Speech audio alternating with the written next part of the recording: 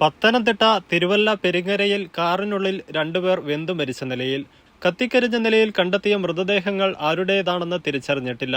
വേളൂർ മുണ്ടകത്ത് വെള്ളിയാഴ്ച ഉച്ചയ്ക്ക് 1 മണിയോടെയാണ് സംഭവം. പോലീസ് വിവരമറിയിച്ചതിനെ തുടർന്ന് ഫയർഫോഴ്സ് എത്തി തീയണച്ചപ്പോഴാണ് കാറിനുള്ളിൽ രണ്ടുപേരെ മരിച്ച നിലയിൽ കണ്ടെത്തിയത്.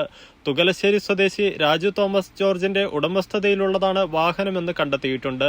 പോലീസ് അന്വേഷണം ആരംഭിച്ചു.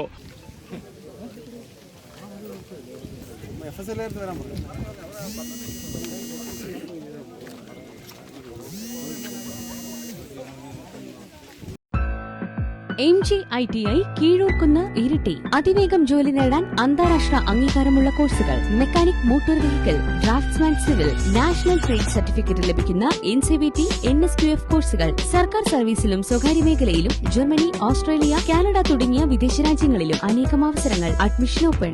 MG-ITI Keezhurkunnu Iritty. NCVT 8 star rating നേടിയ ITI. കോൺടാക്ട് 9747104345.